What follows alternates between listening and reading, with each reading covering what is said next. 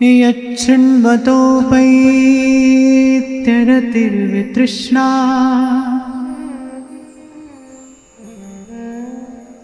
सत्त्वं च शुद्ध्यत्यचिरेण पुंसः भक्तिर्हरौ तत्पुरुषे च सख्यम् तदेव हारं वद मन्यसे चेत्।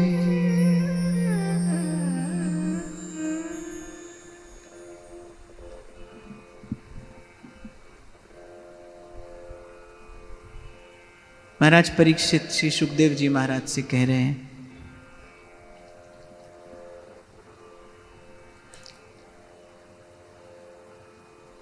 कि जिसका श्रवण करने से विषय की तृष्णा शांत हो जाती है, भोग की लालसा समाप्त हो जाती है, अंतःकरण शुद्ध निर्मल पवित्र सात्विक सुखानुभूति के योग्य हो जाता है,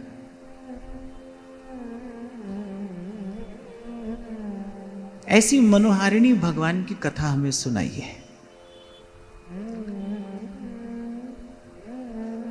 कल मैंने आपको निवेदन किया श्री कृष्ण ऐसे हैं कि उनके विषय में कहते सुनते उनसे प्रेम हो जाता है, उनसे अनुराग हो जाता है।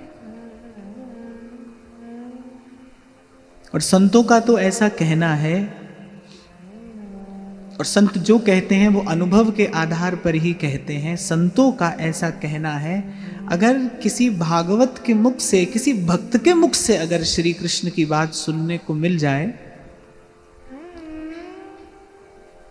तो तत्काल श्री कृष्ण प्रेम का बीज हृदय में पड़ता है। भगवत कृपा से, सत्संग कृपा से फिर वो फलीभूत होता है और उस पर एक दिन भगवत प्रेम का परम फल अवश्य आता है। प्रातस्मरणीय श्री चंद्रशेखर बाबा कहा करते थे, बोले पका फल हो तो मीठा होता ही है, और तोते का चखा हो तो फिर उसकी मिठास का, उसके माधुर्य का क्या कहना। भगवान की कथा तो ऐसी है भाई कि काग भी सुनाए तो मीठी लगती है।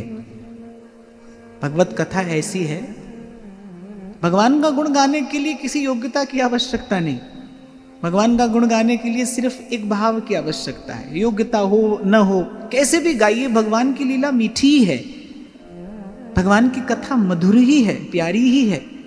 हाँ, यदि किसी अनुभूति प्राप्त भक्त के मुख से श्रवण करने को मिल जाए तो फिर भक्त संग छिन एक में देत भक्ति उपजाए, वो आपको अधिकारी बना सकता है। और मैं कहता हूं कि ये परीक्षित महाराज का सुनना और श्री सुखदेव जी का सुनाना, ये घटना अपने आप में एक बहुत बड़ा प्रमाण है कि केवल कथा सुनते सुनते, देखो उस समय सब ऋषि मुनियों ने विचारा, भाई 7 दिन का समय है, कोई और साधन तो इस समय पर किया नहीं जा सकता। आपको यज्ञ करना हो तो तैयारी के लिए ही 7 दिन चाहिए, सामग्री एकत्रित करने के लिए आपको बहुत दिन की आवश्यकता है। तो यज्ञ योग जब तक, बोले ये साधन तो इस समय नहीं किए जा सकते। कौन सा ऐसा सबल साधन है, कौन सा ऐसा समर्थ साधन है जो स्वतंत्र साधन हो, जिसको किसी अन्य भाव की, किसी अन्य चेष्टा, किसी अन्य वस्तु की कोई आवश्यकता अपेक्षा ना हो, जिसमें दिन मुहूर्त काल आदि का भी विचार ना करना पड़े। ऐसा आखिर कौन सा साधन है? तो अंत में क्या प्राप्त हुआ? बोले भगवान की कथा है, बस वो सुनिए। श्रवण मंगलम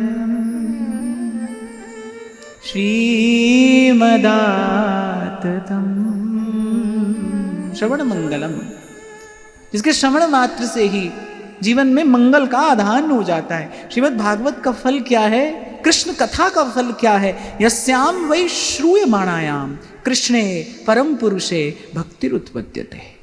मुझे पंक्ति बहुत प्रिय है, जब सुखदेव जी महाराज कहते हैं ना, यस्याम वै श्रूयमाणायाम, कुछ नहीं करना है आपको, कुछ भी नहीं करना है, जिसके केवल सुनने से यस्याम वै श्रूयमाणायाम, केवल श्रवण मात्र से कृष्णे परम पुरुषे भक्तिरुत्पद्यते, श्री कृष्ण में भक्ति हो जाती है, श्री कृष्ण में अनुराग हो जाता है। तो महाराज परीक्षित ने जब सुखदेव जी महाराज को कहा तो सुखदेव जी महाराज का जो उत्साह था ना वो और अधिक हो गया। ऐसा नहीं कि वक्ता का मिलना कठिन है, श्रोता का मिलना भी बड़ा कठिन है। इसको भगवान की बात सुननी हो, इसको केवल प्रभु की ही बात सुननी हो, ऐसे श्रोता का मिलना भी बड़ा कठिन है। तो यहां ये बड़ा अद्भुत सुयोग बना, परीक्षित जी जैसा श्रोता है और श्री सुखदेव जी जैसा वक्ता है। तो महाराज परीक्षित ने कहा वो कथा सुनाइए जिससे विषय की तृष्णा समाप्त हो जाए।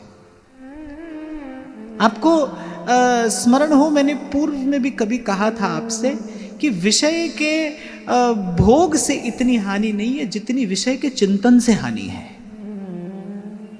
क्योंकि विषय भोग की तो सामर्थ्य सीमित है, उसकी अवधि सीमित है। विषय के चिंतन से बड़ी हानि है। आप देखो, कभी आप देखो, स्वयं को देखो, स्वयं के निकट जाकर देखो, मन निरंतर क्या करता है, केवल विषय का ही चिंतन करता है। इस वस्तु का चिंतन, इस व्यक्ति का चिंतन, ऐसा होता तो ऐसा होता, ये प्राप्त कर लेते तो सुखी हो जाते, ये वस्तु मिल जाती तो आनंद हो जाता। निरंतर मन विषय का चिंतन कर रहा है, जागते नहीं, सोते भी। सपना भी संसार का ही है, सपना भी हमको संसार की वस्तु का ही आता है। कोई ऐसी युक्ति, कोई ऐसी औषधि जिससे विषय का सेवन मात्र नहीं, विषय का चिंतन भी छूटे, विषय का चिंतन भी छूटे। केवल दूर से देखने पर ऐसे लगता है कि आप घर में रहते हैं, या आप ऐसे घर में रहते हैं, या आप वैसे घर में रहते हैं। कभी अपने निकट जाकर देखो ना, तो हम अपने चिंतन में रहते हैं, हम अपने विचार में रहते हैं। कोई पूछे ना कहाँ रहते हो, तो हम अपने चिंतन में रहते हैं। सारी अनुकूलता हो तो भी व्यक्ति दुखी है, सारी प्रतिकूलता हो तो भी सुखी व्यक्ति देखा जाता है। चारों तरफ सेवक हो, सहयोगी हो, और एक से एक सुख सुविधा हो, सब हो, उसके बीच में भी व्यक्ति दुखी है, उसके बीच में भी व्यक्ति दुखी है। और चारों ओर प्रतिकूलता है, अभाव है, और उसमें भी भगवान के भक्तों को आनंद में देखा जाता है। तो इसका अर्थ ये है भाई कि वस्तुतः हम, ये जो जीवात्मा है, ये रहता कहाँ है, हम कहाँ रहते हैं। हम कहीं किसी स्थान में नहीं रहते, हम अपने विचार में रहते हैं, हम अपने चिंतन में रहते हैं। तो कोई ऐसी युक्ति हो जिससे इस विचार की शुद्धि हो जाए, इस चिंतन की शुद्धि हो जाए। अनेक अनेक कर्म क्रियाकलाप ऐसे हैं जो कर्म की शुद्धि करा देते हैं, पर विचार की शुद्धि, चिंतन की शुद्धि, जिससे हमारे चिंतन में ही भगवान आ जाए, हमारा चिंतन ही भगवत परक हो जाए, ऐसी युक्ति तो केवल भगवान की कथा है। और कथा कही कैसे जाए, कहें कथा और अर्थ विचारे। महापुरुषों का ऐसा कहना है कि भगवान की कथा सुनिए, कहिए, बार बार सुनिए, बार बार कहिए। सुखदेव जी महाराज श्रीमद् भागवत का आरंभ करने से पहले कहते हैं, मुहुर्मुहु, बार बार कहिए, बार बार सुनिए, और बार बार उसका अर्थ विचारिए। वस्तुतः कथा कथन श्रवण की विधि क्या है, कहें कथा और अर्थ विचारें, उसका अर्थ विचारिए। और फिर गोस्वामी जी एक और बड़ी प्यारी बात कहते हैं, जिनके श्रवण समुद्र समाना, कथा तुम्हारी सुभग सरनाना। श्रोता का कान कैसा हो, समुद्र के जैसा। कितना भी जल आ जाए, समुद्र कभी ये नहीं कहता कि बस बहुत हो गया, समुद्र कभी नहीं कहता बहुत हो गया, वो सबको स्वीकार कर रहा है। जितनी असंख्य असंख्य जल धाराएं आकर उसमें मिलती हैं, छोटी भी बड़ी भी सब आती हैं, पर समुद्र किसी को ना नहीं करता। तो कहने श्रोता कैसा हो, श्रोता का कान कैसा हो, जिनके श्रवण समुद्र समाना, कथा तुम्हारी सुभग सरनाना। ऐसा हो जाए कान सुनते सुनते अघाए नहीं। एक और बात, इस कसौटी पर स्वयं को अवश्य कसना चाहिए। आप लोगों को बहुत बहुत बरस हुए सुनते, बहुत बरस हो गए आपको सुनते। एक और लक्षण गोस्वामी जी बताते हैं श्रोता का, बड़ा महत्वपूर्ण। रामचरित जय सुनत अघाही, रस विशेष तीन जाना नाही। रामचरित जे सुनत अगाही, जो उब जाए, इसको लगे कि हाँ वही सुन ली, एक बार सुन ली कथा, ये कथा तो हमने सुनी है। रामचरित जे सुनत अगाही, तो उसने कथा नहीं सुनी, उसने कहानी सुनी है। रस विशेष तिन जाना नाही। और मैं कई बार आपसे कहता हूं भाई, कहानी सुन के तो नींद आती है। कहानी तो मां बालक को सुलाने के लिए सुनाती है ना, तो कहानी सुलाती है और कथा जगाती है। कथा उस मोह तंद्रा से, मोह निद्रा से जीव को जगाती है। तो आपको अगर कभी लगे ना भाई कथा बहुत सुन ली, और ये कथा तो हमने पहले भी सुन ली, अब क्या भगवान की कथा बार बार सुने, एक बार तो सुनी है, तो समझना रस विशेष तिन जाना नहीं। और मैं तो उस दिन भी आपसे कह रहा था भाई, भगवान की कथा किस लिए है? संसार के चिंतन से निवृत्त कराने के लिए। एक ही प्रसाद है भगवत कथा का, कि भगवत कथा जीव को विषय चिंतन से मुक्त करती है। और मैं करबद्ध आपको छोटे से अपने अनुभव से कह रहा हूं, बड़े बड़े साधन भी ये करने में समर्थ नहीं है। कामना की पूर्ति कराने के लिए बड़े बड़े साधन हैं, पर कामना की सदा सदा के लिए निवृत्ति हो जाए, चित्त निष्काम हो जाए, आपके मन में संसार की कामना उदय ही ना हो, ऐसी सामर्थ्य तो केवल भगवत गुणानुवाद में है। यह सामर्थ्य केवल भगवान की कथा में है। इसीलिए तो सुखदेव जी महाराज के पास जब देवता लोग अमृत का कुंभ लेकर आए कि आप ये अमृत ले लीजिए और कथा का अमृत दे दीजिए, सुखदेव जी महाराज ने कहा कि इस तुच्छ वस्तु के बदले भगवत कथामृत नहीं दिया जा सकता। अरे एक और बात यहां पर बहुत विचार करने की है। सुखदेव जी महाराज ने तो सारे संसार के लिए कथा सुना दी, देवताओं को ही क्यों मना किया? क्योंकि देवता लोग व्यापार बुद्धि से आए थे।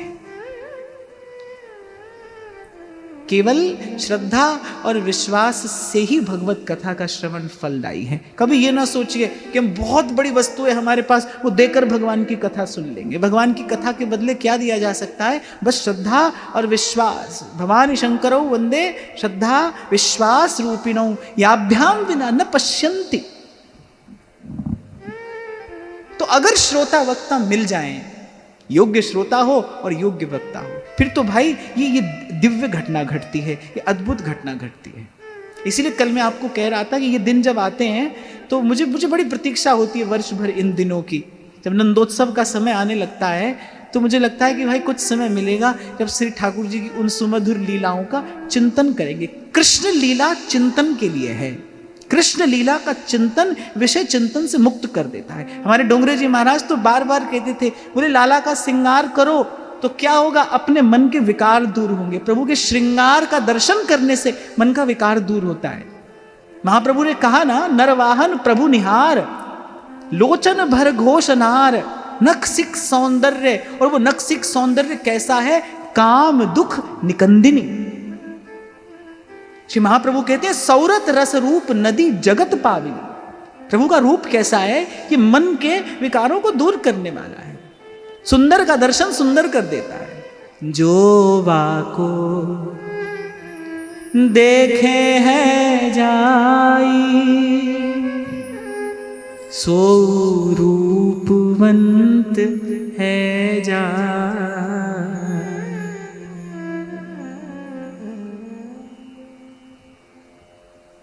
तो प्रभु का श्रृंगार करने से मन का विकार दूर होता है। ऐसे कृष्ण लीला का चिंतन करने से, मैं फिर कहूंगा, ये केवल कहने सुनने तक सीमित न रहे। कहें कथा और अर्थ विचारें, ये बड़ी महत्वपूर्ण बात है। अर्थ विचारें। एक और बात, कि कथा का अर्थ ही है कि जो हुआ वो क्यों हुआ। क्या हुआ का अर्थ कथा नहीं है, क्यों हुआ। कथम शब्द से ये कथा शब्द बना है। कथम, क्यों। अगर ऐसी घटना घटी तो क्यों घटी। भगवान जो भी लीला करते हैं, क्योंकि श्री कृष्ण त्रिताप का निवारण करते हैं, श्री कृष्ण की लीला भी त्रिताप का निवारण करती है। भगवान जो लीला करते हैं उसके 3 अर्थ होते हैं। उसका आदि भौतिक भी कुछ अर्थ है, उसका आदि दैविक भी कुछ अर्थ है, और उसका कुछ आध्यात्मिक अर्थ भी है। बस उसी कथा के अर्थ को विचारना है, और बस ऐसे अर्थ विचारते विचारते मन जो है वो लीला चिंतन में लग जाता है, और जैसे ही मन लीला चिंतन में लगा वैसे ही विषय चिंतन से मुक्त हो जाएगा। तो कर्म क्रिया आदि शुद्ध करने की अनेक विधियां हैं। कोई गलती हो जाए, कोई पाप हो जाए तो पश्चाताप की अनेक विधियां हैं, पर पाप हो ही ना ऐसी कोई विधि नहीं है। शास्त्रों में ऐसी कोई विधि नहीं है कि आपसे पाप ही ना हो। ऐसी विधि तो है, पाप हो जाए तो उससे मुक्ति कैसे है, पाप का पश्चाताप क्या है, लेकिन ऐसी कोई विधि नहीं बताई शास्त्रों ने जिससे पाप ही ना हो। ऐसी विधि तो बस एक ही है कि मन भगवान के चिंतन में लग जाए, मन भगवत भाव में हो जाए, यही एक विधि है। तो कौन रोज रोज के झंझट में पड़े। आज भूल हो, कल उसका पश्चाताप हो, और कल मैं आपसे कह रहा था पश्चाताप करते करते एक और भूल हो जाती है।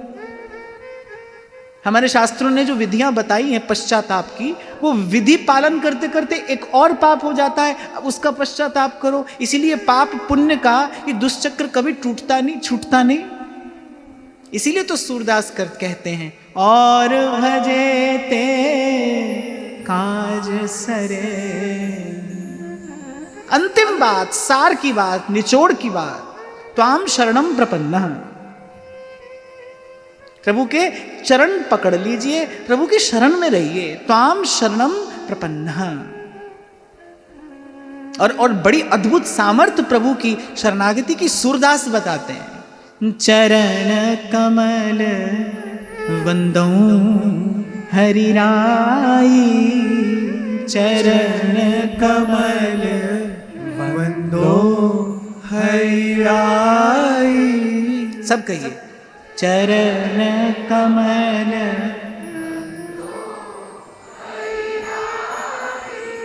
जाकी कृपा पंगु गिरि लंघै,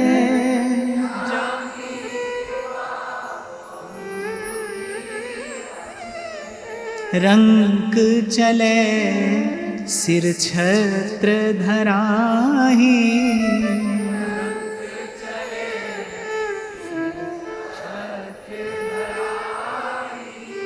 बहरो सुने मूक पुनि बोले, बहरो सुने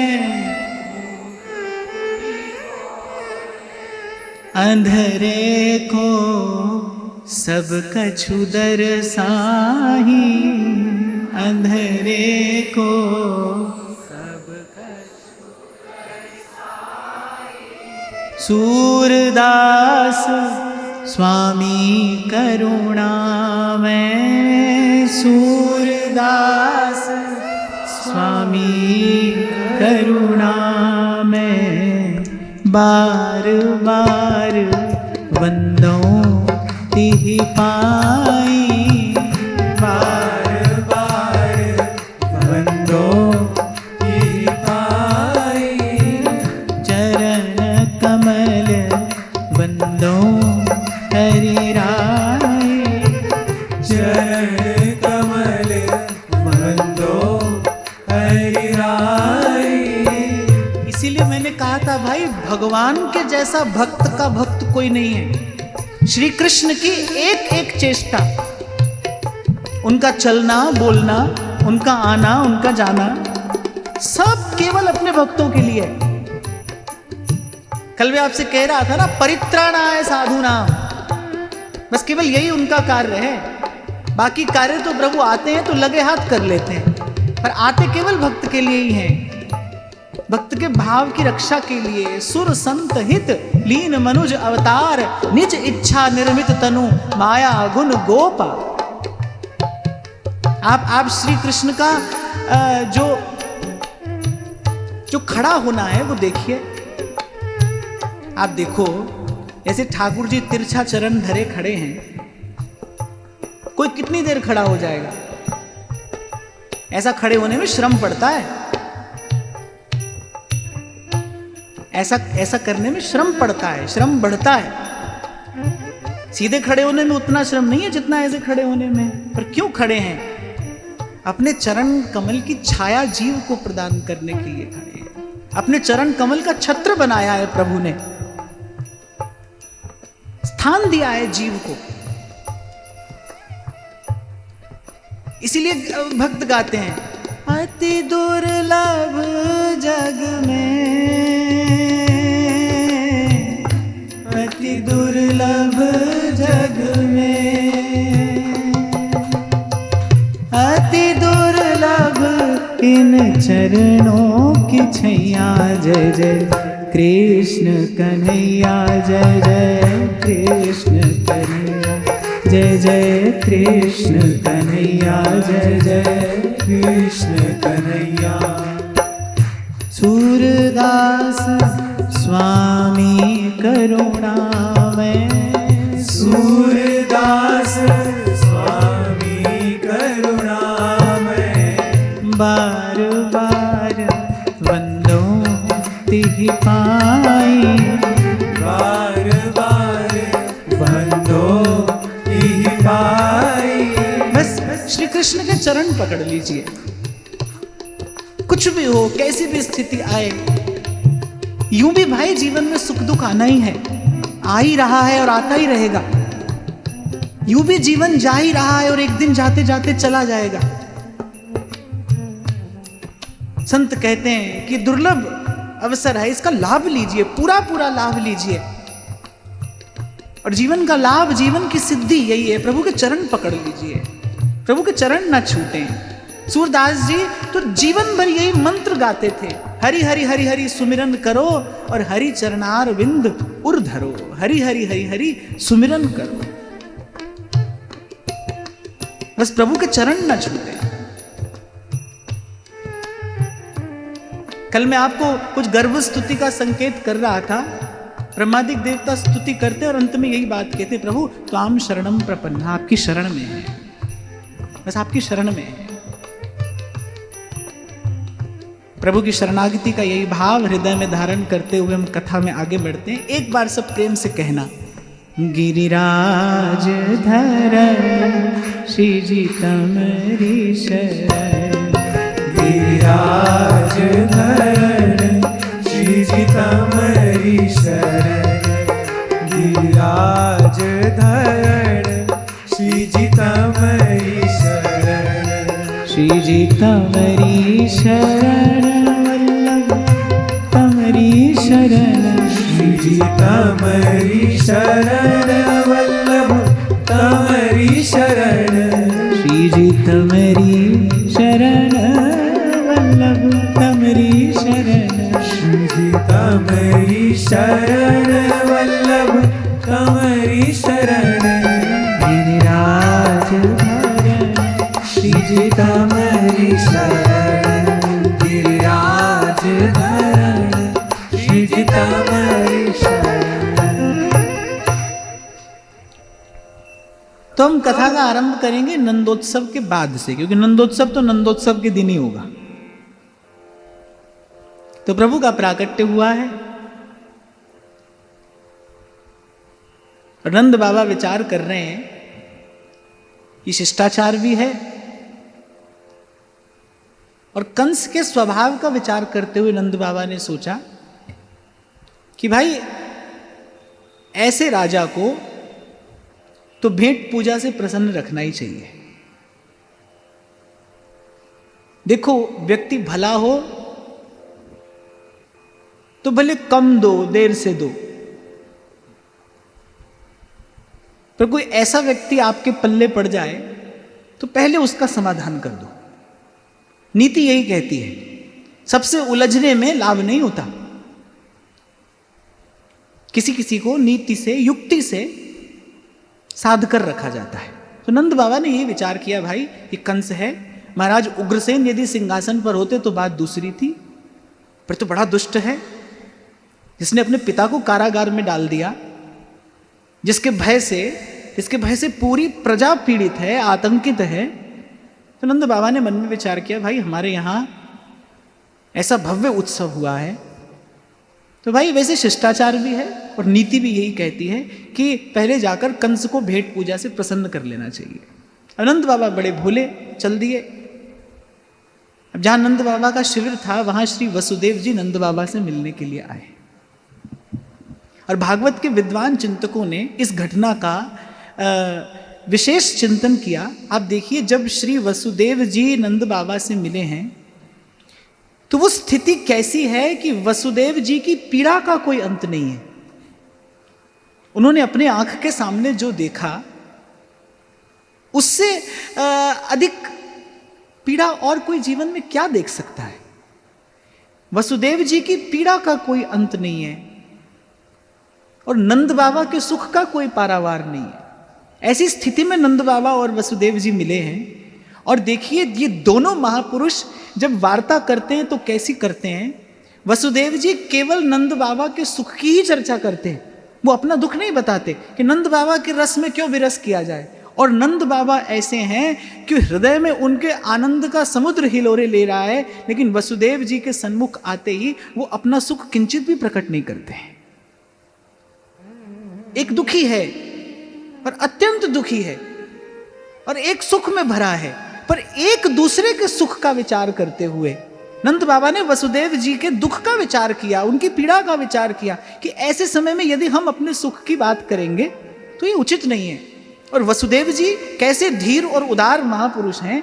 वो कहते हैं कि भाई नंद बाबा को चौथे पन में पुत्र मिला है, कितनी बड़ी प्रतीक्षा के बाद इनके जीवन में ये क्षण आया है। अपने दुख की बात कहकर क्यों इनके सुख में, इनके रस में विक्षेप उत्पन्न करना चाहिए। हमें तो जो मिला सो मिला।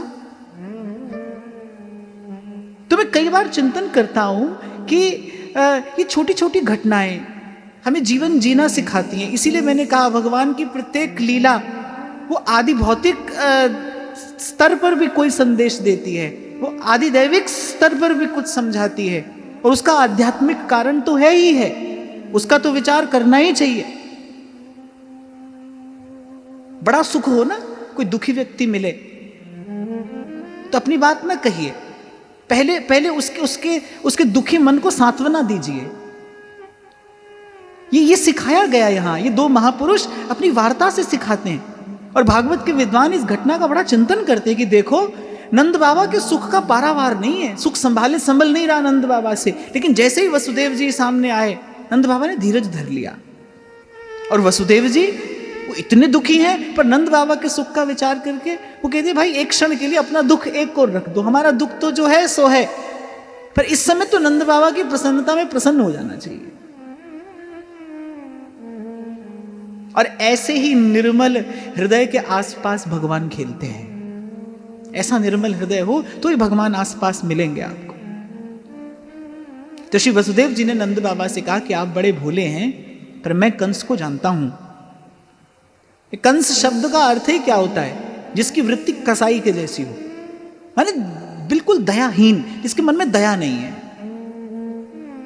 और जिसके मन में दया नहीं है वो कंस ही है। ऐसा नहीं कि कंस 5000 साल पहले हुआ, आज भी बहुत है। जिसके मन में दया ना हो, जीव मात्र के प्रति, प्राणी मात्र के प्रति जिसके हृदय में दया नहीं है, जो केवल और केवल अपने ही सुख का विचार करता है, जिसका जीवन स्वार्थ से भरा है, जिसकी एक एक चेष्टा स्वार्थ से भरी है। अच्छा, एक स्वार्थ तो होता है कि भाई हमें सुख मिले, पर कभी कभी स्वार्थ में व्यक्ति इतना गिर जाता है, उसका इतना पतन हो जाता है कि वो दूसरे को दुख देकर भी अपने लिए सुख चाहता है।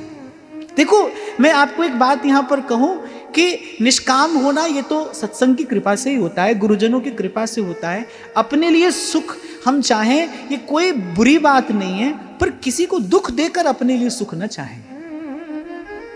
किसी को पीड़ा देकर हम अपने लिए यदि सुख चाहते हैं, सुख खोजते हैं, तो ये बड़ी भारी भूल है। ये जीव का पतन करा देती है। तो वो कंस इतना स्वार्थी, वो स्वार्थ में इतना गिर गया है कि वो दूसरे को पीड़ा देकर और अपना सुख खोज रहा है। देखना, जब जब जीवन में आपको कभी ऐसा कुछ दिखाई पड़े ना, समझना कि अब हम भीतर से कंस जैसे ही हो गए हैं, बिल्कुल दयाहीन, स्वार्थ से भर जाए जब जीवन। अच्छा, और फिर कंस की दशा कैसी है? कहते हैं उसके पास बल की कमी नहीं है, वो बड़ा पराक्रमी भी है,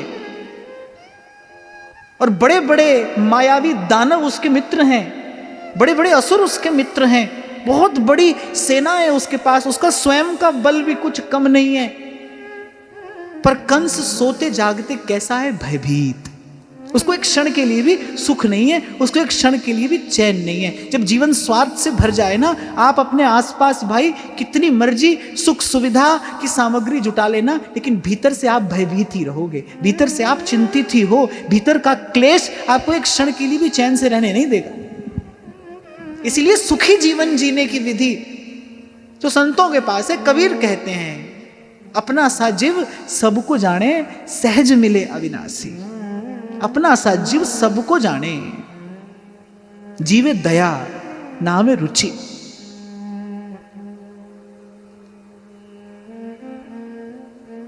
होता है हम भी कभी कभी अपने भीतर देखें तो कभी कभी देवता जैसे हो जाते हैं हम, और कभी कभी हम हमारे भीतर ही असुर जग पड़ता है। तो जब जब स्वार्थ बढ़े, केवल मुझे मिले, केवल मैं पालूं, मैं अधिकार कर लूं, ये भी मेरा हो जाए, वो भी मेरा हो जाए, और इस स्वार्थ के मार्ग पर चलते चलते इतना अंधा हो जाता है जीव कि उसे धर्म अधर्म, नीति अनीति, भला बुरा कुछ विचार नहीं रहता, अंत में पतन होता है। हाँ, पर एक लक्षण मैंने आपको निवेदन किया, कितनी भी सुख सुविधा आप जुटाना, लेकिन यदि वो सुख सुविधा आपने स्वार्थ से जुटाई है और स्वार्थ के लिए जुटाई है, उसका अंतिम परिणाम भय है, चिंता है, क्लेश है, संताप है, पीड़ा है। सबसे पहले तो आप भयभीत होंगे, चिंतित होंगे, मन में क्लेश लगा रहेगा, सुख नहीं है भाई। सुख का मार्ग तो सत्य का ही मार्ग है, सुख का मार्ग तो धर्म का ही मार्ग है। धर्म के मार्ग पर चलकर ही सुख की कल्पना को साकार किया जा सकता है। यतो धर्मस ततो जयः। जीवन की जय तो वही है, उसी मार्ग पर। तो वसुदेव जी ने कहा मैं जानता हूं उसे, और इस समय तो वो भयभीत है, चिंतातुर है, उसे उचित अनुचित कुछ विचार नहीं है। आप शीघ्र गोकुल लौट जाइए, कहीं कंस कुछ अनिष्ट ना कर दे। नंद बाबा ने श्री वसुदेव जी की इस बात का बड़ा आदर किया, और नंद बाबा शीघ्र गोकुल की ओर लौटने लगे। पर इससे पहले गोकुल पहुंचते जो वसुदेव जी ने कहा वो घटना तो वहां घट गई। तीसरा दिन और आप पहुंची पूतना। श्री वल्लभाचार्य जी महाराज ने कहा है पूतना कौन है? अविद्या। आपको स्मरण हो, कुछ समय पहले हमने चर्चा की थी कि जीवन में आने वाले सुख दुख के मूल में क्या है?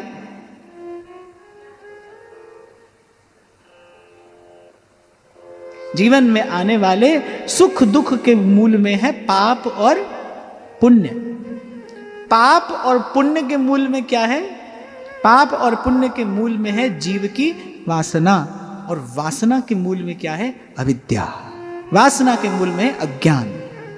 इसी अविद्या के कारण ये वासना है, और वासना से विवश होकर जीव पाप करता है, पुण्य करता है, और पाप और पुण्य के कारण जीवन में सुख दुख आता है, और इस सुख दुख के बंधन से जीव बंधा रहता है। मूल में क्या है? अविद्या। तो श्री वल्लभाचार्य महाप्रभु कह रहे पूतना क्या है? अविद्या। अब यहां नंद बाबा मथुरा में हैं, और वहां तीसरे दिन गोकुल में पहुंच गई पूतना। पूतना का रूप कैसा है? कहते बड़ा ही सुंदर, बड़ा ही मनोहारी रूप पूतना ने बनाया है। और यहां संत एक बात का संकेत करते हैं कि भगवान की माया भी बिल्कुल ऐसी ही है, बड़ी सुंदर, बड़ी मनोहारिणी। देखो संसार कैसा रचाया है, कैसा यहाँ पर रूप है, कैसे यहाँ की एक एक सामग्री का आकर्षण है, कितना प्रबल आकर्षण संसार में है।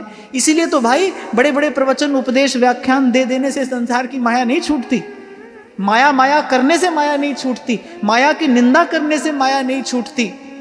मामेव ये प्रपद्यन्ते माया में ताम तरन्ति ते। भगवान के चरणों की छाव में बैठने से ये माया छूटती है, किसी साधन से नहीं छूटती। तभी तो कबीर कहते हैं बचना रे बाबा बिलैया मारे मटकी, बचना रे बाबा। और कबीर कहते हैं भाई इसमें किसी को नहीं छोड़ा है, कोई नहीं बचता है इससे। ब्रह्मा पे झपटी, शंकर पे झपटी, सबका काम सबका खेल इसने बिगाड़ा है। और भगवान ने तो बिल्कुल सीधे ही कहा, मामेव ये प्रपद्यन्ते। मामेव माने मेरी ही, मेरी भी नहीं, मामेव ये प्रपद्यन्ते माया मेताम तरन्ति ते।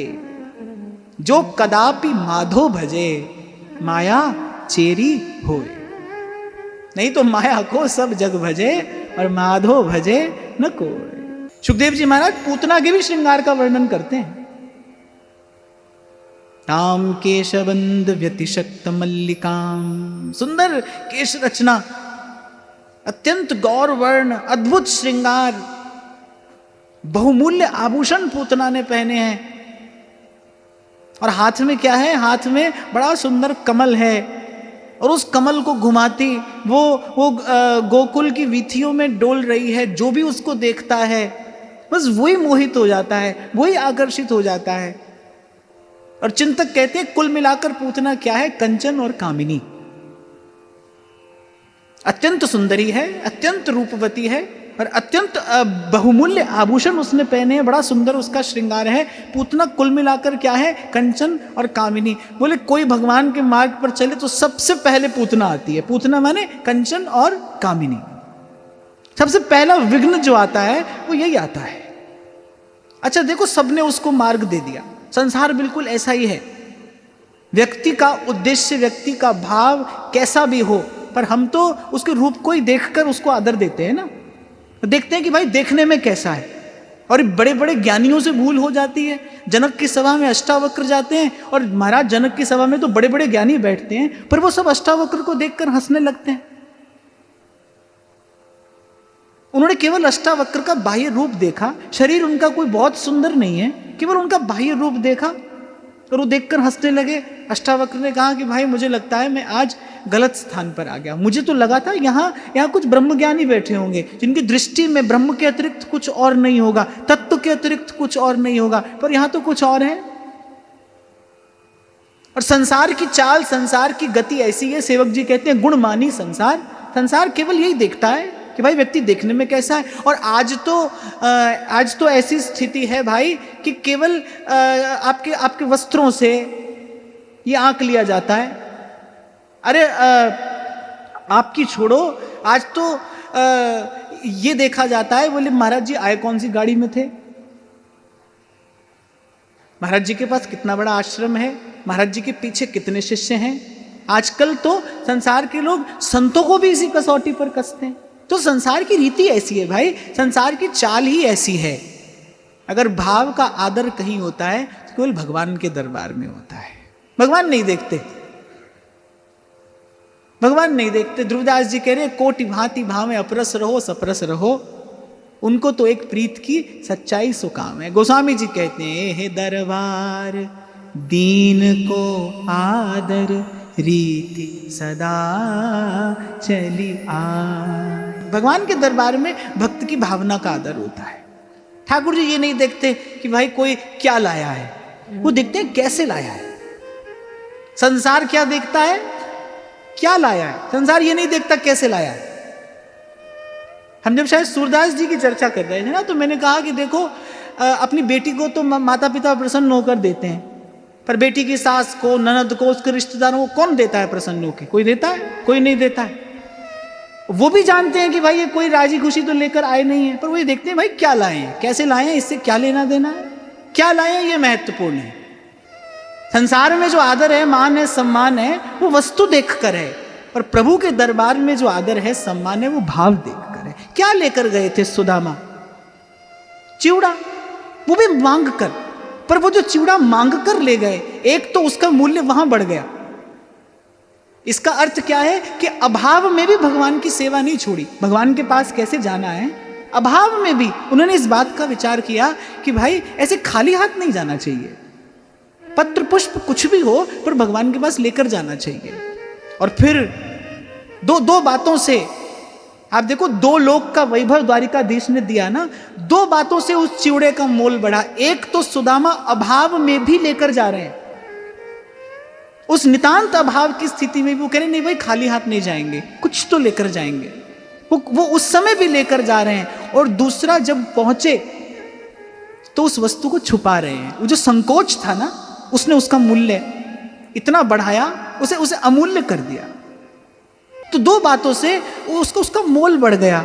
और परमानंद स्वामी कहते हैं, परमानंद इंद्र सो वैभव विप्र सुदामा पायो।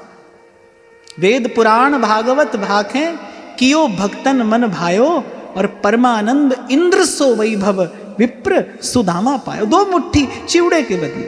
तो ठाकुर जी ये देखते हैं भाई कि कोई आदमी क्या लाया है, ये नहीं कैसे लाया है,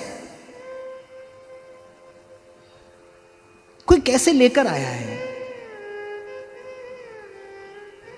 तो पूतना डोल रही है ब्रजपुर की वीथियों में और सब उसको मार्ग देते चले जा रहे हैं। संसार ऐसा ही है। केवल उसके रूप को देखा, उसके तन पर जो वस्त्र और आभूषण थे उनका मूल्य देखकर उन्होंने कहा कि भाई कोई भले घर की, कोई बड़े घर की स्त्री मालूम पड़ती है। और फिर उसका आकर्षण ऐसा था, भगवान की माया का आकर्षण ऐसा है, कोई भी आकर्षित हो जाता है उसकी ओर। और कहते हैं कि जब वो नंद भवन में पहुंची, यशोदा मैया गोद में लिए बैठी है कन्हैया, बिल्कुल निकट जाकर जब वो बड़े प्रेम से बैठ गई और यशोदा मैया को जैसे कोई अधिकार से डांटता है ना किसी को, इस प्रकार साधिकार यशोदा मैया से कहने लगी कि अरे लगता है तुझे पहली बार पुत्र हुआ है, पहली बार बालक हुआ है, देखती नहीं कि बालक भूखा है, इसके नेत्रों में तुझे भूख दिखाई नहीं पड़ती। और बस ऐसे ही बात करते करते मैया के हाथ से कन्हैया ले लिए। बोले ब्रजवासियों पर जब जब संकट आया, कब आया, तब आया जब जब उनकी दृष्टि कन्हैया से हटकर कहीं और गई। ठाकुर जी से दृष्टि हटी तो संकट आया, तब विपदा आई। प्रभु तक दृष्टि है तब कोई विपदा नहीं। मैया भी जब तक कन्हैया को देख रही है, निहार रही है, प्रसन्न है। पर जैसे ही पूतना आकर बैठी और उस पूतना का रंग रूप यौवन, उसका श्रृंगार, उसकी बोलचाल, उसके हाव भाव, उसकी चेष्टा, मैया बस देखते देखते और कब पूतना ने हाथ से कन्हैया ले लिया खबर ही नहीं पड़ी। और यहां संत लोग साधकों को सावधान करते हैं, बोले गोद में भी आ जाए भगवान, गोद में भी खेलने लगे तो भी सावधान रहना। भगवान की माया इतनी प्रबल है, भगवान की माया इतनी प्रबल है कि भक्तों की गोद से ले जाती है भगवान को और खूब दिखाई देता है भाई संसार में। भजन भाव की अच्छी भली सिद्धि होने के बाद भी भूल हो जाती है।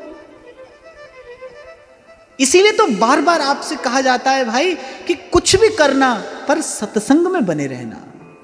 सत्संग आपको चेताता रहेगा, सत्संग आपको जगाता रहेगा।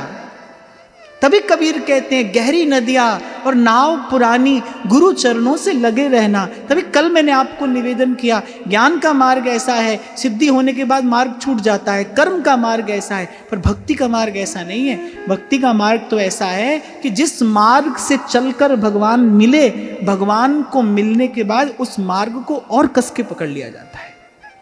अगर माला जपने से प्रभु मिले हैं तो प्रभु के मिलने के बाद माला छूट नहीं जाएगी। प्रभु के मिलने के बाद माला और अधिक चलने लगेगी और प्रेम से चलने लगेगी। सत्संग से अगर प्रभु की अनुभूति हुई है तो प्रभु के मिलने के बाद सत्संग छूटे नहीं, सत्संग में अनुराग और गहरा हो जाए और गाढ़ा, सत्संग में और निष्ठा हो जाए।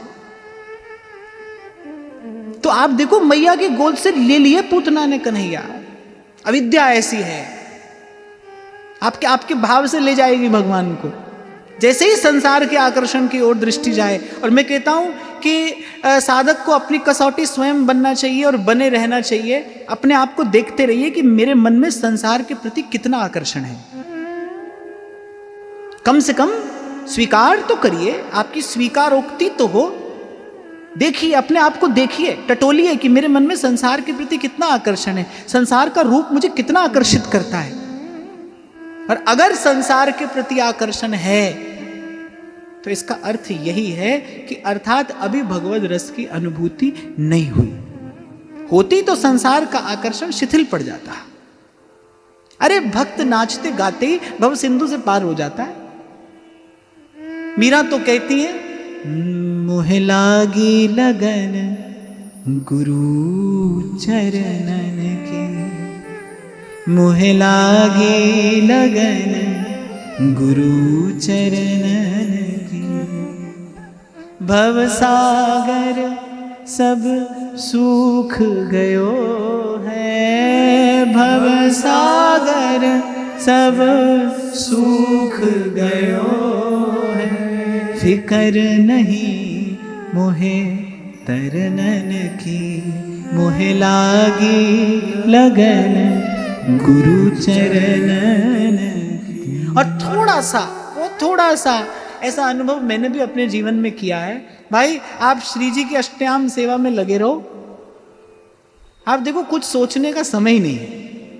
जो अष्टयाम सेवा में है उसकी स्थिति तो ऐसी है भाई, कभी कभी उसे कमर भी सीधी करने को नहीं मिलती। मुझे याद है जब श्री जी की कृपा से थोड़ा श्री जी की सेवा में रहने का अवसर मिला, और विशेष रूप से जैसे जब मान लो खिचड़ी के दिन आते थे तो यहाँ रात को सोए और यहाँ इतने में सुबह जगने का अलार्म बज जाता है, तो आपके पास तो कोई समय नहीं है। तो भाई भक्ति तो ऐसा मार्ग है फल रूपत्वात्, इसलिए नारद जी ने कहा फल रूपत्वात्, कि यहाँ तो भाई ऐसे ही यूं ही आते जाते प्रभु का गुण गाते, प्रभु को निहारते, भोग लगाते, प्रसाद पाते ही, और ये जीवन प्रभुमय हो जाता है, भावमय हो जाता है। यही तो मैं कल आपसे कह रहा था भाई, ठाकुर जी की एक झांकी का स्मरण कर लो, प्रभु के रूप का चिंतन कर लो हो गया मन शुद्ध। पर ध्यान देना भाई, संसार का आकर्षण प्रबल है, माया का आकर्षण प्रबल है, अत्यंत प्रबल। इसीलिए मेरे महाप्रभु जी इसी सिद्धांत का विचार करते हुए कहते, ना जानो छिन अंत कवन बुद्धि घटई प्रकाशित। माने माया ऐसी है, एक बार तो मैया के हाथ से भी कन्हैया ले लिए और मैया ने सहर्ष दे दिए, केवल उसका रूप श्रृंगार देखकर मैया ने सहर्ष दे दिए। अच्छा देखो, जैसे ही पूतना ने हाथ में लिया कन्हैया को और कहते ठाकुर जी ने नेत्र मूंद लिए, ठाकुर जी ने आंख बंद कर ली। अब संतों ने इसका भी बड़ा चिंतन किया, कई उत्प्रेक्षाएं महापुरुषों ने की हैं, आंख क्यों बंद कर ली? ठाकुर जी ने कहा भाई ये बहुत पापी है, इसका मुख नहीं देखना चाहिए। छोटे छोटे बालकों का वध करती है पूतना, बाल घातिनी, ऐसा श्रीमद् भागवत में लिखा है। ये छोटे छोटे बालकों का वध करती है। अच्छा, और बालक का अर्थ क्या होता है? निश्चलता। अविद्या है वो क्या करती है? वो जीव की निर्मलता समाप्त कर देती है। ऐसे तो गोस्वामी जी कह रहे ना, चेतन अमल सहज सुख राशि। तो ये जीव मैला हुआ कहां से? ईश्वर अंश जीव अविनाशी, चेतन अमल सहज सुख राशि। जीव को मैला किसने किया? सो माया बस भयउ गुसाई। अविद्या के कारण जीव अपनी निर्मलता निश्चलता खो बैठा है, स्वार्थ का विचार करते करते। मैं तो कई बार आपसे पहले भी कह चुका कि कौन है जीवन में जिसने दुख पाने का प्रयास किया हो, और कौन है जिसने जीवन में केवल सुख ही पाया हो? सुख पाते पाते ही तो दुख पाते आए हैं। सदा सुख के लिए प्रयास किया, सुख के लिए चेष्टा की, लेकिन परिणाम में क्या आया? हिस्से क्या आया? दुख, केवल दुख, कोरा दुख, निपट दुख, दुख ही दुख। तभी तो संतों ने कहा, नानक दुखिया सब संसार, दुखिया सब संसार। तन का दुख, मन का दुख, धन का दुख, दुख ही दुख। और प्रयास देखो, जीव मात्र का प्रयास किसके लिए है? सुख पाने के लिए। परिणाम क्या है? दुख है। कहीं तो भूल है भाई, कहीं तो गड़बड़ है, कहीं तो त्रुटि हो रही है हमसे। तो भगवान ने कहा कि ये अविद्या जो है ये निर्मलता को नष्ट करने वाली है, इसका दर्शन नहीं करना चाहिए, इसका दर्शन नहीं करना चाहिए। और कहते हैं बस ऐसे ही मैया से बात करते करते, मैया बेचारी बड़ी भोली है, मैया ने सोचा कि भाई भले घर की है, बड़े घर की है, और इसका प्रेम तो देखो, इसका प्रेम तो देखो, दूर बैठे इसे मेरे कान्हा की भूख का पता चल गया, ये आशीर्वाद देने आई है, इससे अवश्य मेरे कन्हैया का कुछ ना कुछ मंगल ही होगा। और बस जैसे ही पूतना ने वो कालकूट विष लगा स्तन भगवान के मुख में दिया, गोस्वामी जी कह रहे, गई मारन पूतना कुछ कालकूट लगाए, वो भयंकर विष वो लेकर आई है। अच्छा, संत कहते हैं कि पूतना कौन है? बलि की बहन रत्नमाला। जब वामन भगवान आए बलि के द्वार पर, तो पहले जब वामन भगवान को देखा तो निकट रत्नमाला खड़ी थी उस यज्ञशाला में। उसने कहा, कितना सुंदर बालक है, मेरा यदि ऐसा बालक होता तो हृदय से लगाकर अपने वात्सल्य की धारा इस पर उड़ेल देती। और जब भगवान ने छल लिया बलि को, तब रत्नमाला ने कहा, मेरा ऐसा बालक होता तो इसे दूध में विष मिलाकर दे देती। अब भगवान तो भाई वांछा कल्पतरु हैं, अब भगवान ने कहा ठीक है, दोनों ही बातें पूरी होंगी, दूध भी पिएंगे और दूध में विष भी पिएंगे। ऐसा संत लोग बताते हैं। तो भगवान ने नेत्र मूंद लिए। अच्छा, एक संत तो बड़ी प्यारी बात कहते हैं, बोले भगवान ने नेत्र क्यों मूंदे? बोले भगवान ने नेत्र मूंद कर और महादेव का स्मरण किया। प्रचंडम प्रकृष्टम प्रगल्भम परेशम अखंडम अजम भानुकोटि प्रकाशम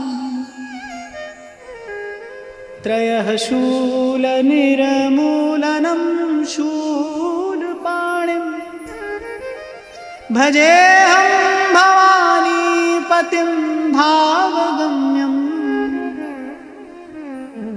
भगवान ने कहा भाई देखो, हमको तो माखन मिश्री खाने का ही अभ्यास है, ये हलाहल पीने का अभ्यास तो आपको ही है। अच्छा, एक महात्मा तो हंसते हंसते कहते थे, बोले जिसने कभी कड़वी चीज खाई ही ना हो, जिसको भक्तों ने सदा मधुर मधुर और मधुरी पवाया हो, जो स्वयं मधुराति मधुर हो, बोले उसको कोई कड़वी वस्तु पीनी पड़ जाए, तो अपने को भी कोई कड़वी दवाई पीनी पड़ जाए तो हम आंख बंद करके एकदम से पी जाते हैं ना।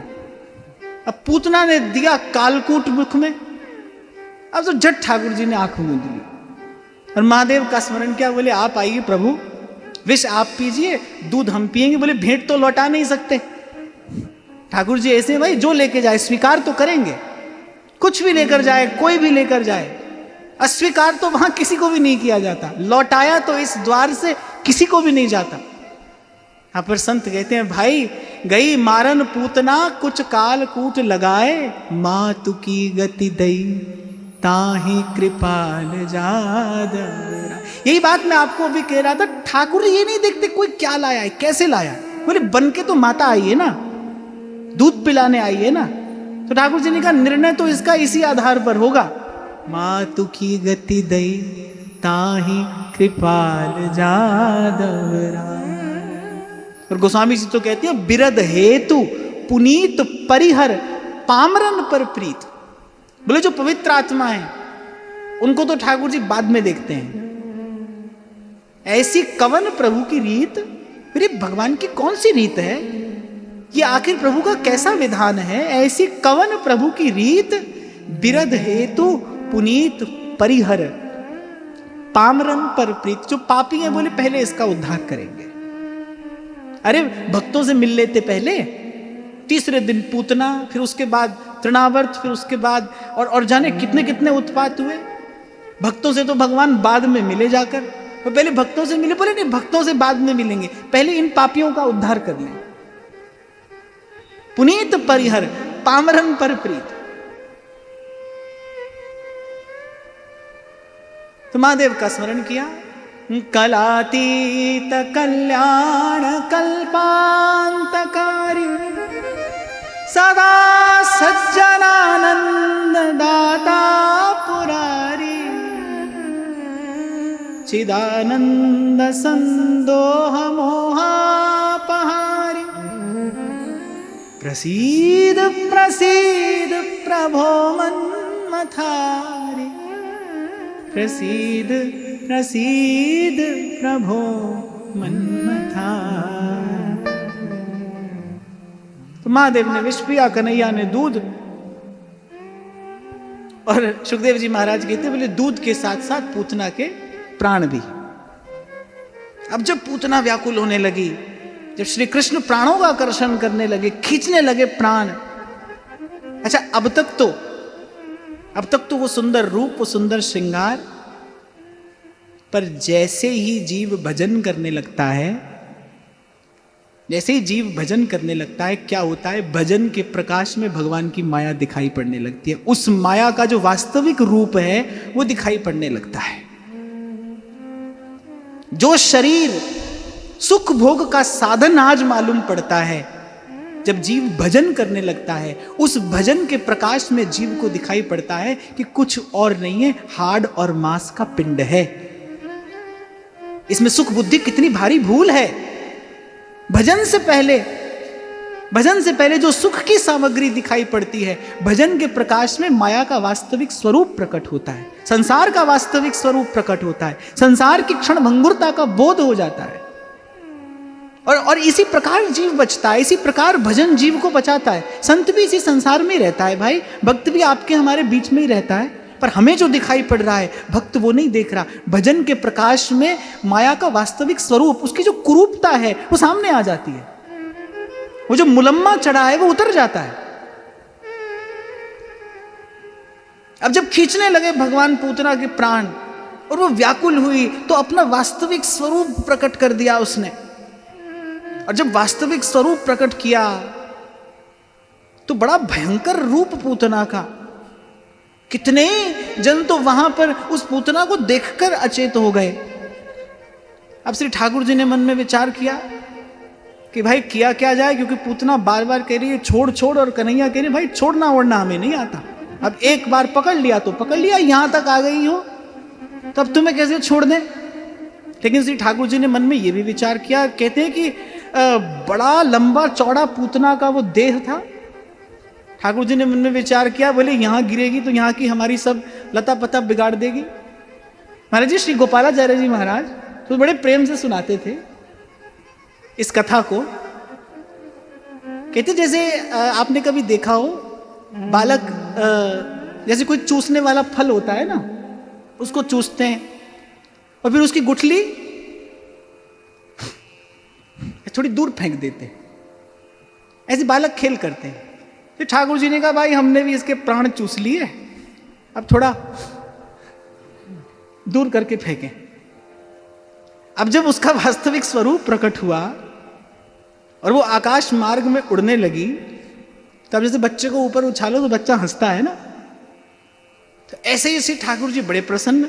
गोपालाचार्य जी महाराज तो कहते थे, बोले वाह मामा जी ने हेलीकॉप्टर भेजा है।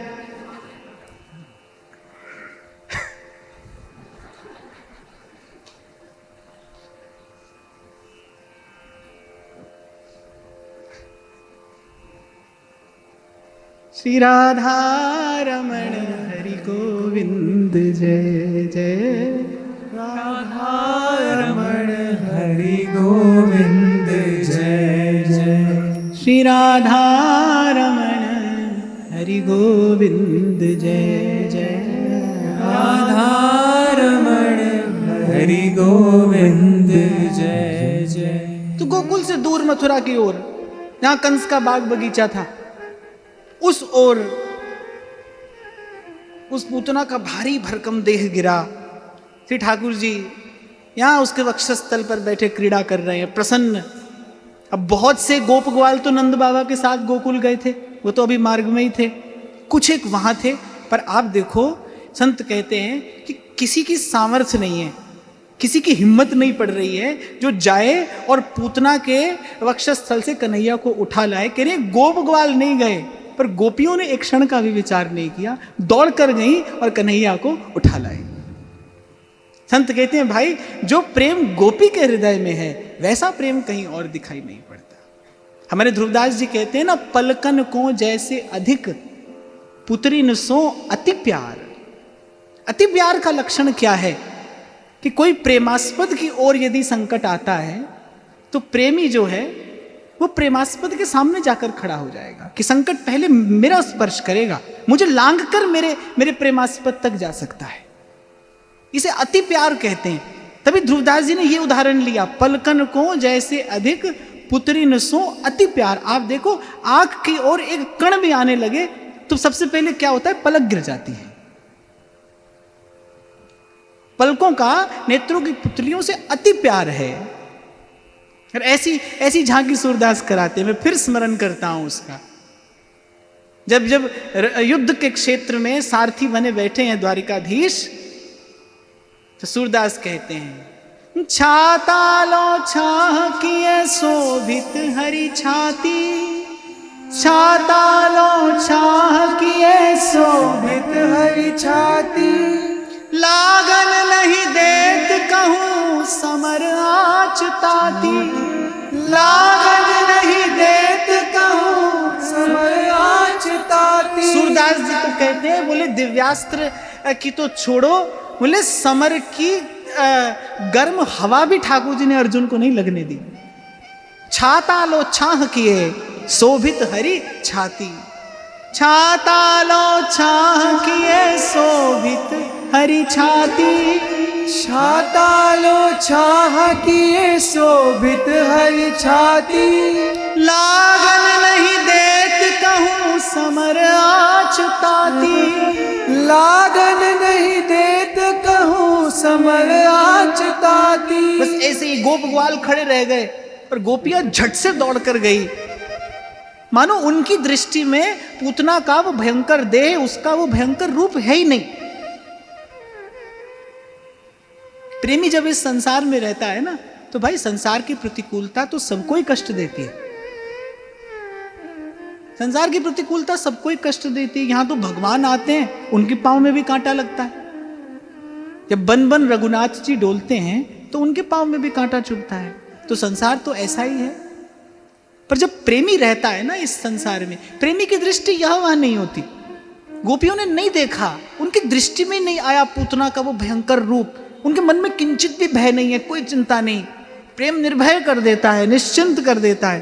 गोपियों की दृष्टि तो पूतना के वक्षस्थल पर खेलते बस कन्हैया पर है। दौड़ कर गई और छाती से चिपटा लिया, लेकर आई यशोदा मैया के पास, और मैया तो अचेत पड़ी है। और संत कहते हैं भाई भगवान की योग माया ने मैया को उस अचेत अवस्था में पहुंचा दिया ताकि मैया को यह भयंकर पीड़ा न झेलनी पड़े। अचेत हो गई मैया। सूरदास जी इस झांकी का बड़ा सुंदर वर्णन करते हैं।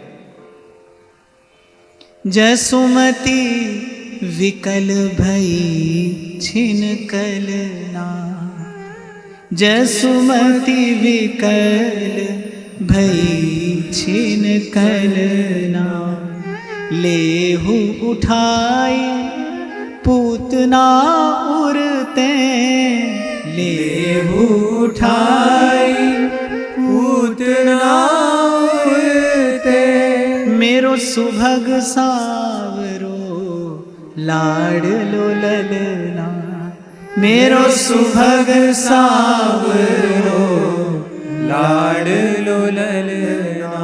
गोपियां लेकर आई, पलना में लिटाया, मैया को सचेत करके पलना के निकट लेकर आई। लेकिन मैया को विश्वास ही नहीं हो रहा है। मैया को लग रहा है कि वो स्वप्न था या ये स्वप्न है। और फिर जब गोपियों ने मैया की गोद में दिए कन्हैया, और जब कन्हैया ने मैया का दूध पिया, तब मैया को लगा कि हाँ भाई यही सत्य है। फिर उसके बाद गोपांगनाओं ने गोपुच्छ से और भगवान नाम से कन्हैया का झाड़ा लगाया, नजर उतारी।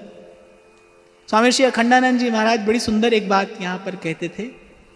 बोले गोपियों ने दो कार्य किए, गोपुच्छ घुमाई और भगवान के ही नाम का उच्चारण किया। वो कहते थे जिस व्यक्ति के जीवन में भगवान नाम और गौ की सेवा, जिस व्यक्ति के जीवन में ये दो बात रहेंगी, उसके जीवन में आस्तिक भाव की सतत वृद्धि होती रहेगी। दो बात जीवन में रहे। भगवान पर भी संकट आया तो गोपियों ने सोचा भाई कन्हैया की नजर उतार देनी चाहिए, पर कन्हैया की नजर कौन उतारे?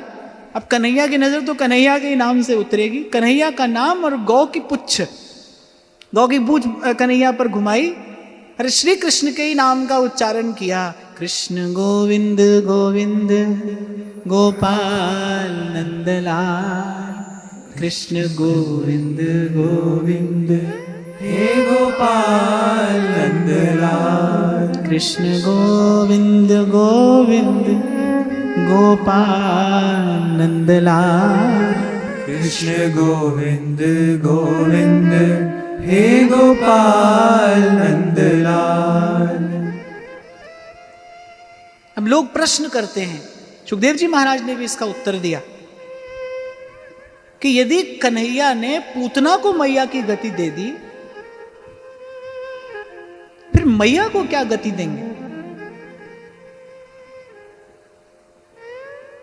पूतना को जब मां की गति दी, बाल घातिनी इतनी पापिनी है कि भगवान ने कहा मुख भी नहीं देखेंगे इसका, इसका मुख देखने से अपने मन की निर्मलता नष्ट हो जाएगी।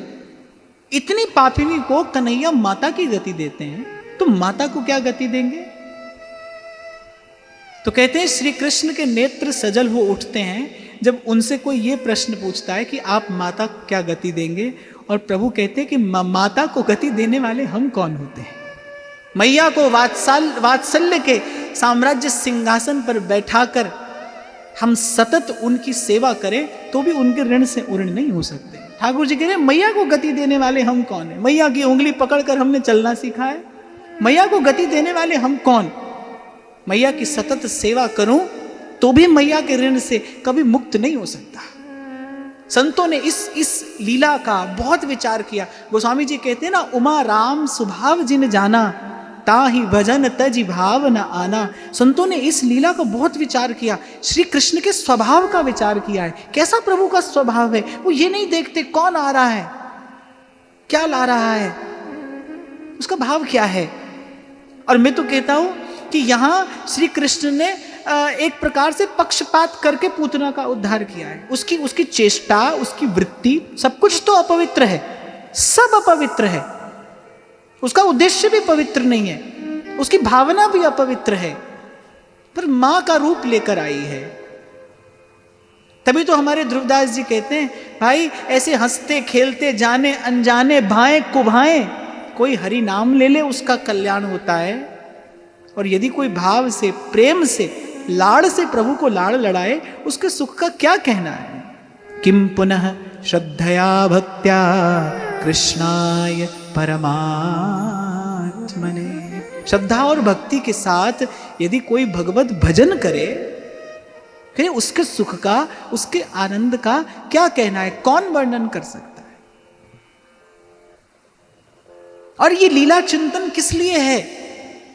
कल भी मैंने आपको निवेदन किया था, भगवान आए हैं किस लिए? भक्त को सुख देने के लिए। ये लीला का विस्तार प्रभु ने किया है किस लिए? भक्तों के हृदय को अवलंब प्रदान करने के लिए। लीला चिंतन क्यों करना है? ताकि प्रभु के स्वभाव से हमारा परिचय हो जाए, प्रभु के स्वभाव से परिचय हो, प्रभु का स्वभाव हमें प्रिय लगे। देखो, जो पक्का संबंध होता है ना, वो तो स्वभाव अनुकूल होने पर ही होता है।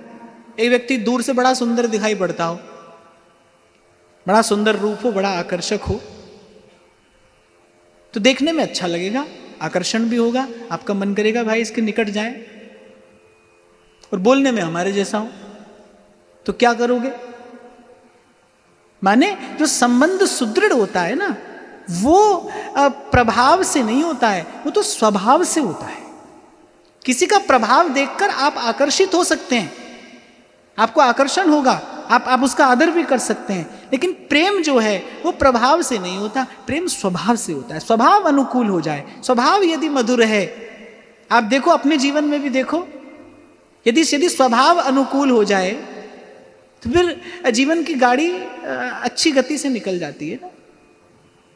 और खूब सुंदरता हो, खूब आकर्षण हो, पर स्वभाव ही अनुकूल नहीं है, स्वभाव ही कठोर है, तो हर दिन क्लेश है, हर दिन कष्ट है। तो लीला का चिंतन क्यों किया है संतों ने? ताकि प्रभु के स्वभाव से हमारे परिचय हो। देखो कैसा स्वभाव है प्रभु का। ऐसे भी कोई आता है तो उसको सद्गति प्रदान करते हैं, और भाव से, प्रेम से कोई उनका भजन करे तो उसके सुख की तो क्या सीमा होगी। और फिर एक और बात, ऐसे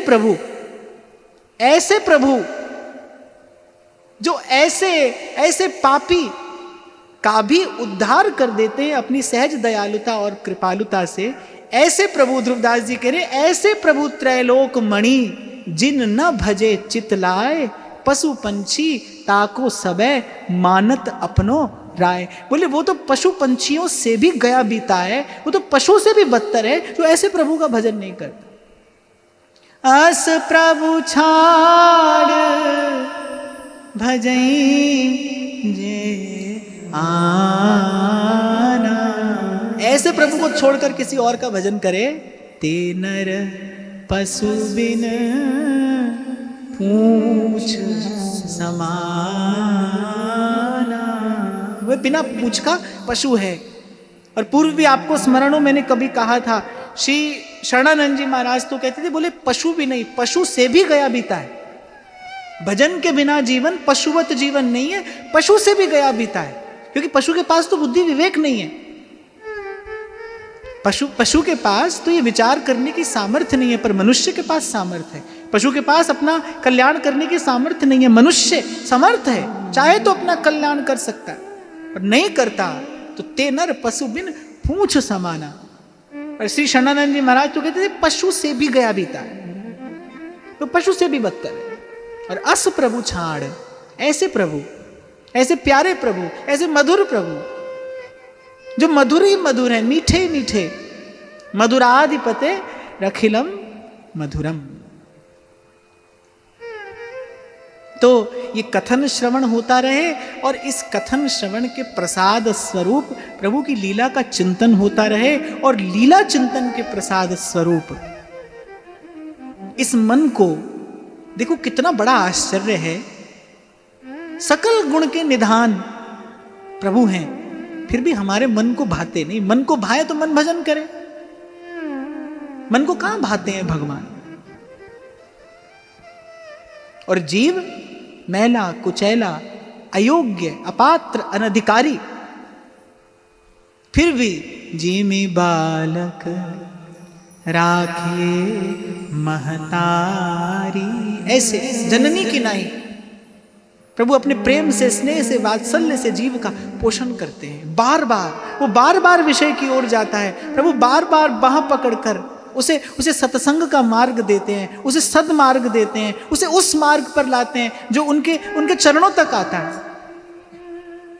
तभी स्वामी श्री हरिदास जी महाराज कहते हैं, मोसो ना बिगाड़ भेको और तो सोना समार भेको। पर भाई अंतिम बात यही है, हित तो कीजे कमल नयन सो, कमल नयन सो, जाहित आगे और हित लागे फीको, कमल नयन सो, कमल नयन सो। और श्री सुखदेव जी महाराज अंत में कहते हैं, गोविंदे लभते रतिम। पहले इस चरित्र का चिंतन करने वाला प्रभु से प्रेम का प्रसाद प्राप्त करता है। यहीं से आज मैंने चर्चा आरंभ की। श्री कृष्ण की प्रत्येक लीला का अंतिम प्रसाद क्या है? श्री कृष्ण में प्रेम हो जाए, श्री कृष्ण में अनुराग हो जाए, श्री कृष्ण प्यारे लगने लगे, श्री कृष्ण मीठे लगने लगे, इस मन को श्री कृष्ण भा जाए, इस मन को प्रभु भा जाए। तो आज की वार्ता श्री जी के चरणों में निवेदन करते हैं। महाराज श्री के चरणों में प्रणाम। आप सबके हृदयस्थ भाव प्रभु को नमन।